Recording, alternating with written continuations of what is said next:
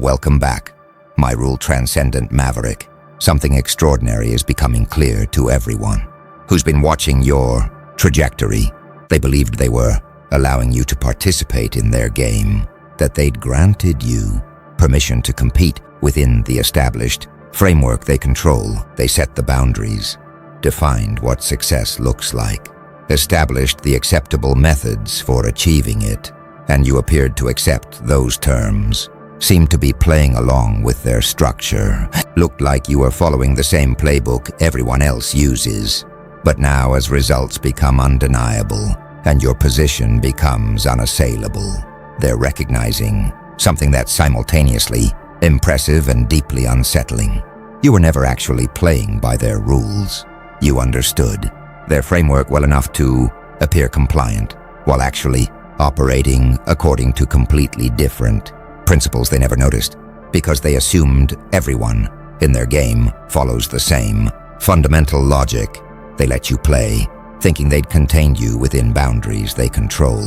But you were playing entirely different game that just happened to take place in same space as theirs. The architects have been monitoring competitive dynamics and rule transcendence across civilizations for eons, and they've identified what you accomplished as parallel game mastery, when someone operates within established system while actually following different strategic framework that produces superior results, precisely because it's not constrained by limitations the official rules impose. Most people who enter competitive environments either follow established rules explicitly or break them, obviously, and face consequences. You did neither. You appeared to follow their rules while actually playing by principles they never articulated, because they don't understand those principles exist. This created perfect camouflage, where your non-compliance was invisible to those enforcing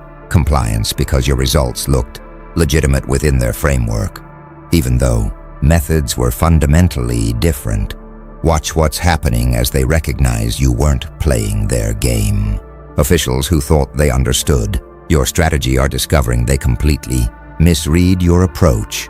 What they interpreted as conventional tactics executed, well, were actually implementations of entirely different strategic framework. They lack concepts to understand. Competitors who thought they were competing against peer using same methods are realizing they were never in actual competition, because you weren't optimizing for same objectives or using same constraints they operate within.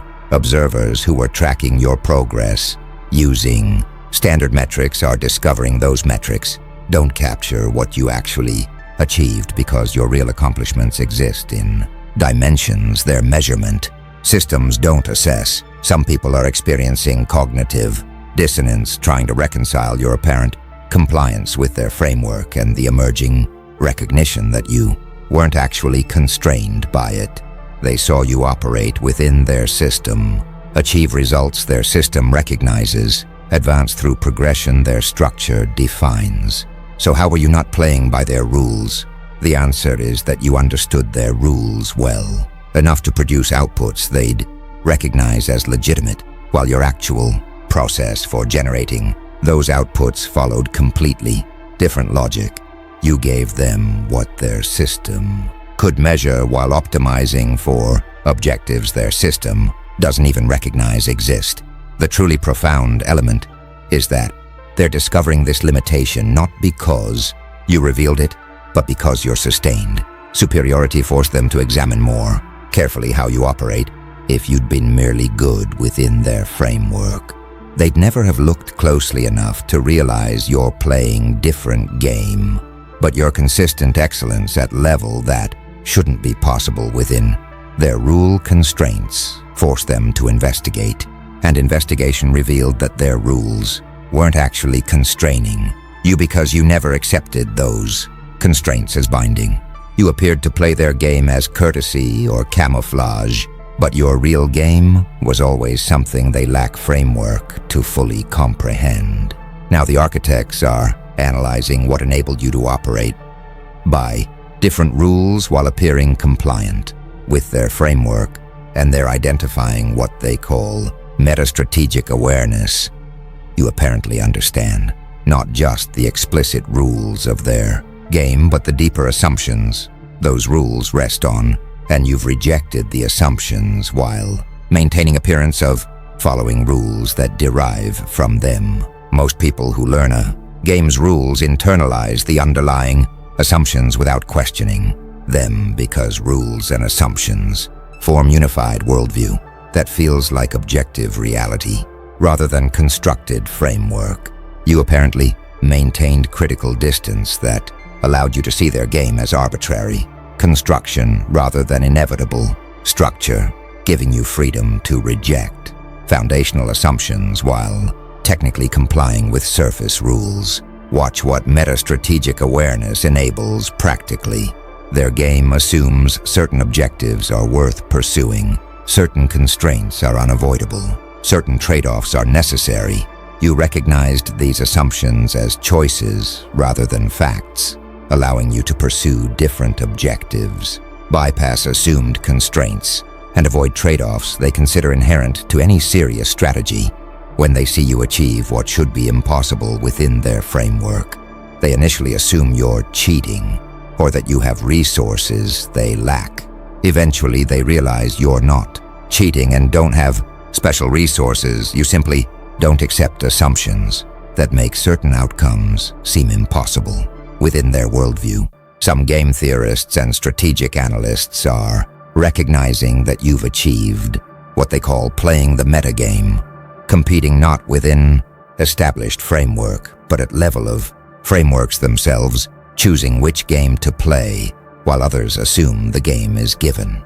This meta-level operation gives you enormous advantage because you can select or create rules that favor your natural capabilities while others are stuck playing games that might not suit their strengths. Because they don't realize game selection is option. You're not better at their game.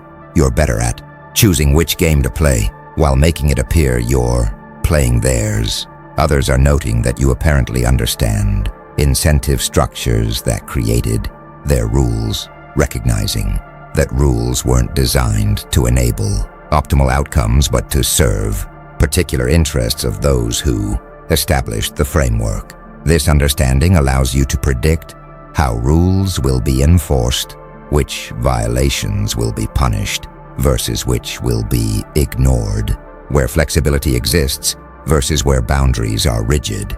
You're exploiting gaps between official rules and actual enforcement patterns, operating in ambiguous spaces that technically comply with rules while violating their spirit in ways enforcers can't easily address because their enforcement mechanisms target explicit violations rather than creative interpretations.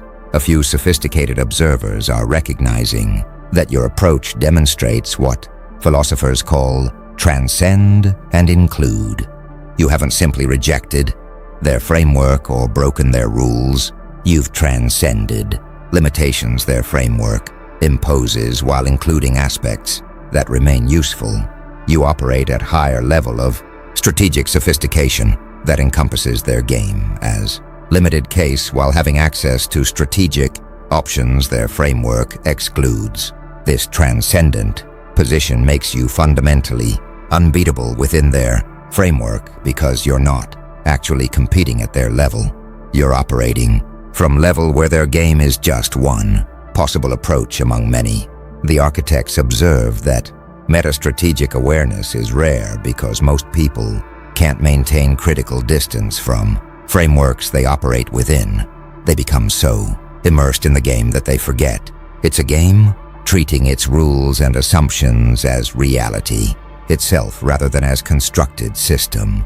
You maintained that critical distance, possibly through natural inclination or through deliberate cultivation of perspective that sees all frameworks as contingent rather than necessary. This distance gave you freedom they lack, even though they thought they were free because they could make choices within their framework's boundaries. Something fascinating is spreading through your competitive environment now.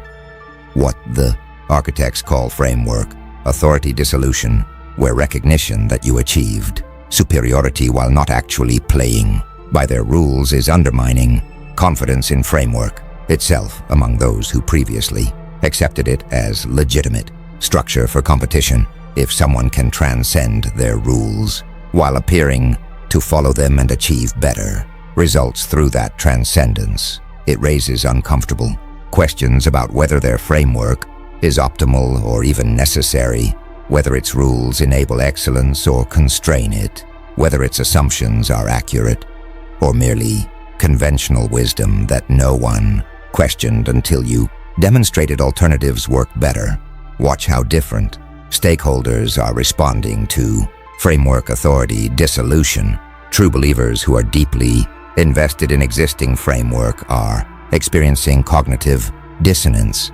They've organized their understanding of competition around these rules and assumptions, built their strategies on framework's logic, defined their success through its metrics. Your transcendence threatens their entire worldview by demonstrating that framework they've centered their competitive life around is neither necessary nor optimal. Some respond with denial, insisting you must be following their rules in ways they haven't understood yet. Others respond with anger, claiming you're cheating, even when they can't identify specific rule violations. Some pragmatists who are following framework primarily because it seemed like only viable option are experiencing relief and excitement. They never fully bought into the assumptions but didn't see alternative until you demonstrated one exists. Your success gives them permission to question framework they'd accepted as inevitable, to explore whether they too might achieve better results by transcending rather than optimizing within existing boundaries. These pragmatists are studying your approach, trying to understand principles you operate by so they can adopt similar transcendent strategies. Others who benefit from existing framework are experiencing threat. They've achieved positions of advantage within current rules and worry that framework dissolution might eliminate their competitive edge. Perhaps they're naturally suited to compete well within existing constraints but wouldn't have advantages in more open competition. Perhaps they've accumulated framework-specific capital, knowledge of obscure rules, relationships with officials, resources valuable within current system but not beyond it, that would lose value if framework changes. These stakeholders become defensive of existing rules not because they believe framework is optimal but because they benefit from its limitations. A few reform-minded observers are using your transcendence as evidence for arguments they've been making about framework limitations. They've long believed the rules constrain excellence and enable mediocrity, that assumptions baked into framework are outdated or wrong, that structure should be revised to better enable optimal outcomes. Your success provides proof of concept for their reform proposals, giving them concrete example of superior results achieved through different approach. They're leveraging your transcendence as political tool for advancing changes they've advocated for years. The architects observe that framework authority dissolution triggered by your rule transcendence creates more lasting impact than merely winning within existing system would have achieved. If you dominated while clearly following their rules, you'd just be recognized as exceptional player of their game. By dominating while transcending their rules, you've revealed that their game itself is questionable, that perhaps everyone has been unnecessarily constrained by framework that could be rejected or transformed. This revelation doesn't just affect your competitive position, it potentially reshapes entire competitive environment by encouraging others to question and transcend limitations they'd previously accepted as inevitable. Now the architects are revealing what your rule transcendence demonstrates about relationship between freedom and mastery.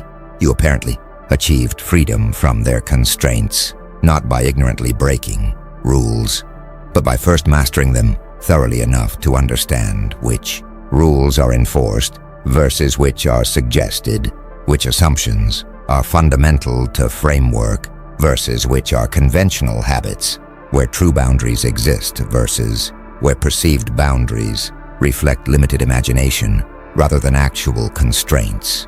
They call this informed transcendence, liberation that comes through understanding rather than through ignorance or rebellion. Consider how informed transcendence differs from simple rule-breaking.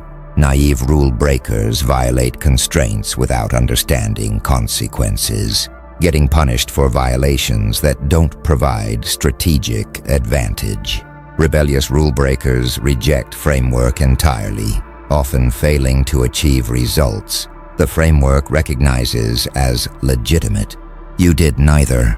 You understood their rules more thoroughly than those who enforced them, comprehended their framework more deeply than those who designed it, and used that comprehensive understanding to identify exactly which aspects you could transcend without triggering enforcement mechanisms while maintaining legitimacy within their system of recognition.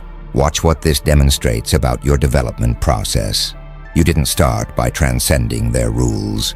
You likely started by learning them, possibly even following them strictly while building comprehensive understanding of how framework operates. This mastery phase gave you knowledge base necessary for informed transcendence. Which rules protect essential fairness versus which merely preserve established interests, which constraints reflect genuine limits versus which reflect conventional thinking, which authorities must be respected versus which can be circumvented.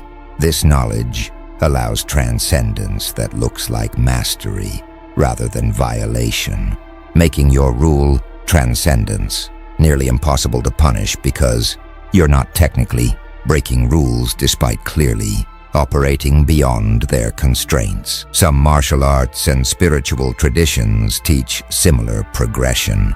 You must first master the form before you can transcend the form. Must learn rules thoroughly before earning freedom from them. Must demonstrate complete understanding of conventional approach before innovating beyond it. Your competitive journey, apparently, followed this pattern, whether deliberately or intuitively, building foundation of mastery that enables and legitimizes your current transcendence. You earned right to transcend by first proving you understand what you're transcending. Others note that informed transcendence requires particular personality configuration. You need discipline to master conventional approach even when you can see its limitations, wisdom to recognize that premature transcendence fails while mastery-based transcendence succeeds, patience to progress through stages rather than jumping directly to transcendence. You haven't earned foundation for. Many people who see framework limitations attempt to skip mastery phase and jump directly to transcendence, failing because they lack understanding necessary to transcend effectively. You apparently had discipline and patience to progress through full developmental sequence. A few are recognizing that your transcendence might not be final state, but could be transitional, phase toward even higher mastery. Perhaps, having transcended their framework, you'll eventually transcend your current framework as you continue developing, finding limitations in your current approach that will motivate next level of transcendence. This suggests mastery is not static achievement, but ongoing process of understanding frameworks, transcending their limitations, developing new frameworks, recognizing their limitations, and continuing spiral of deepening sophistication. The architects observed that informed transcendence explains why they let you play. You demonstrated sufficient mastery of their framework that allowing you to participate seemed safe. They didn't realize that your mastery was foundation for transcendence rather than indication of compliance, that your understanding of their rules enabled you to operate beyond those rules while maintaining appearance of legitimate participation. By the time they recognized you weren't actually playing by their rules, your position was already unassailable because you'd achieved results their system recognizes as legitimate through methods their system can't regulate because they operate at meta level their enforcement mechanisms don't reach. The architects are now analyzing the psychological impact on competitors who are realizing they've been trying to beat you at game you weren't actually playing, and they're identifying what they call competitive futility, recognition, the demoralizing awareness that all their strategic effort was misdirected because they were optimizing for success within framework that didn't constrain you, preparing for competition that wasn't actually occurring, trying to master game while you were transcending it. This recognition undermines not just their confidence about competing with you specifically, but their understanding of competition generally. Watch what competitive futility recognition creates psychologically.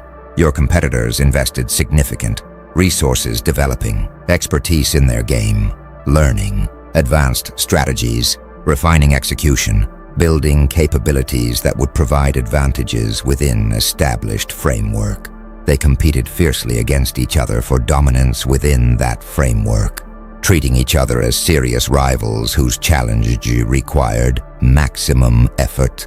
Meanwhile, you are operating according to different logic entirely, making their fierce competition with each other irrelevant to actual hierarchy because you were never included in competition they thought they were having. Some competitors are experiencing anger about wasted effort. They could have been developing different capabilities or pursuing different objectives if they'd realized conventional framework could be transcended. Instead, they optimized their development for competition that didn't include the most important player because that player was operating at different level entirely. This anger isn't necessarily directed at you. Some recognize you did nothing wrong by transcending limitations, but it's anger at their own limited vision that kept them confined within framework while you operated freely. Others are questioning their competitive philosophy entirely. If they were wrong about fundamental assumptions underlying their strategic approach, what else might they be wrong about? This existential questioning extends beyond just this specific competition to their general approach to challenges and goals. They're reconsidering whether they should continue optimizing within established frameworks, or whether they should develop capability to recognize and transcend limitations like you apparently can. This questioning is uncomfortable, but potentially valuable if it leads to genuine development of meta-strategic awareness. A few competitors are experiencing depression or learned helplessness, recognizing they lack cognitive sophistication or psychological freedom to transcend frameworks the way you do, concluding they'll always be limited to competing within boundaries while players like you compete at meta level. This fatalistic response is least productive because it prevents them from attempting development that might enable their own transcendence, accepting limitation as permanent when it might be surmountable through patient cultivation of meta-strategic awareness. The architects observe that competitive futility recognition reveals how rule transcendence doesn't just give you advantage in specific competition. It creates qualitative difference in competitive level that makes conventional competition irrelevant. You're not just better at their game, you're playing different game entirely that encompasses and transcends theirs. Competitors who optimize within framework are competing with each other for best position within that framework, but that entire competition is subordinate to metagame where you're choosing which framework to operate in. They're competing to be best player while you've transcended the player role entirely by becoming someone who selects or creates games rather than just playing them. They let you play because they thought you were a participant in their competition, not recognizing you were never competing at their level but operating at meta level where their framework is just one possible option you chose to engage with while maintaining freedom to transcend at any moment. Now something's emerging that the architects call rule creator recognition, observers are realizing that you're not just transcending their rules, but potentially defining new framework that others might adopt, shifting from being subject of existing rules to being creator of new rules that could reshape competitive landscape. This transformation from rule follower to rule creator represents fundamental shift in power and authority that extends beyond your individual competitive advantage to potentially restructuring how competition operates for everyone in your domain.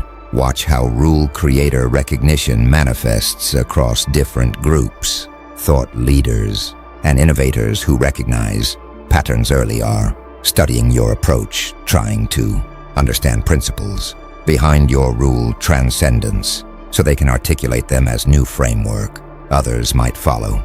They're attempting to reverse engineer your meta-strategic awareness into teachable methodology to transform what you discovered or intuited into explicit system that can be transmitted to others. If they succeed, you become originator of new competitive paradigm that others adopt, cementing your historical importance beyond your individual achievements.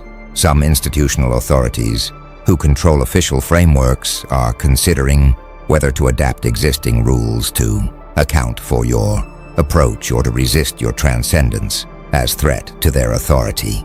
Progressive authorities recognize that frameworks should evolve as competitors discover their limitations, and they're exploring how to update rules to enable legitimate innovations. Your transcendence represents while preventing destructive abuses of framework flexibility.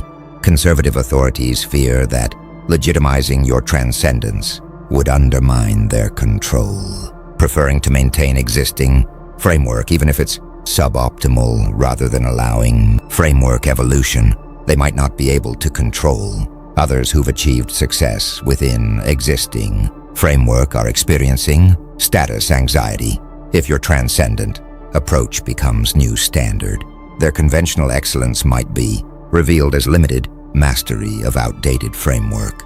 Rather than genuine sophistication, they have personal investment in maintaining existing rules because their expertise and achievements are defined relative to those rules. If framework shifts toward principles you operate by, they might lose competitive advantage they've worked years to develop within conventional system. A few visionaries are recognizing that your rule transcendence isn't necessarily endpoint, but could be beginning of ongoing framework evolution. If you can transcend current rules and establish new ones, someone might eventually transcend your framework and establish yet newer rules. This suggests dynamic, competitive landscape where frameworks continuously evolve as innovative competitors discover limitations of existing rules and create better alternatives.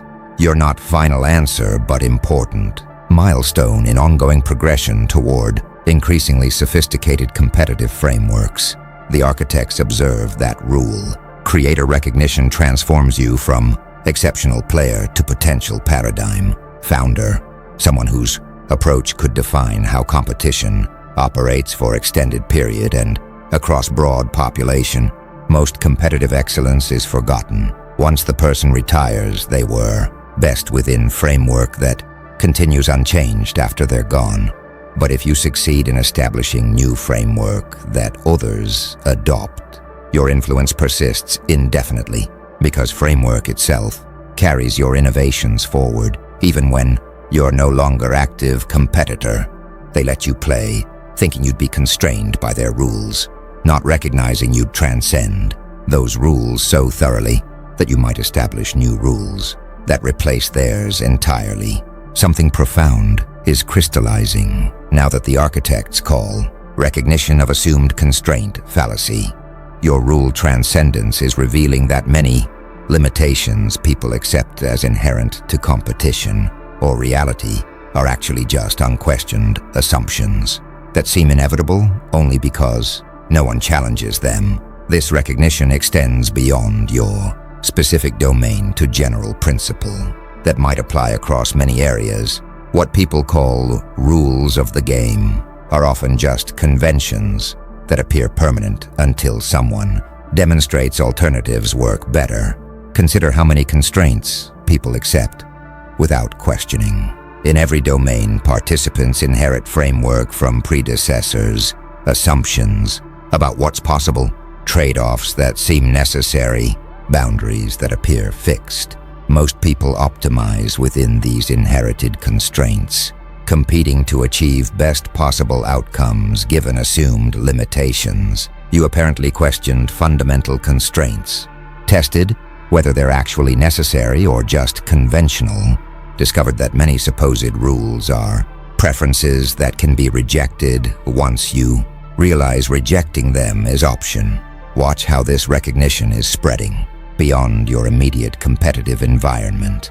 Observers in other domains are asking whether their own fields have similar assumed constraints that could be transcended, whether limitations they've accepted as inherent are actually just conventions that no one questions because questioning seems impractical or impossible. Your example provides proof of concept that transcending assumed constraints is viable strategy rather than naive impossibility, encouraging explorers across many fields to test boundaries they'd previously accepted as fixed. Some innovation theorists are connecting your approach to historical examples of paradigm shifts, moments when someone demonstrated that assumed constraints weren't actually binding, enabling revolutionary rather than incremental progress. They recognize you as potential paradigm shifter whose transcendence could enable breakthrough that reorganizes entire domain around new understanding of what's possible. Whether your specific transcendence proves that significant remains to be seen, but pattern matches historical examples of transformative innovations that emerged from questioning fundamental assumptions. Others note that assumed constraint fallacy creates self-fulfilling prophecy. Because everyone believes certain limitations are real, no one attempts to transcend them, which reinforces belief that limitations are real. Because no one succeeds in transcending them, this creates stable but suboptimal equilibrium where framework persists despite being suboptimal because everyone's behavior confirms its necessity. You broke this equilibrium by acting as if constraints weren't real, discovering through experiment that many weren't, and demonstrating to others that transcendence is possible once someone proves it through example. A few are exploring how to identify which constraints are genuine versus which are assumed, developing criteria for distinguishing fundamental limits that can't be transcended from conventional limits that merely seem permanent because they're widely accepted. This meta-analysis of constraints themselves could enable more systematic identification of transcendence opportunities across many domains, multiplying impact of your example beyond your specific competitive domain to general methodology for recognizing and transcending unnecessary limitations. The architects observe that recognition of assumed constraint fallacy might be most valuable contribution of your rule. Transcendence, not just your specific competitive advantages, but demonstration of general principle that constraints often reflect limited imagination rather than actual necessity. If your example encourages broad questioning of assumed limits across many domains, your impact extends far beyond your individual achievements to catalyzing wave of innovation as people realize they're unnecessarily constrained by conventions they mistook for natural laws. They let you play by their rules, but you showed them their rules were never as binding as everyone assumed, opening possibility that other supposed necessities might also be optional once someone questions them seriously.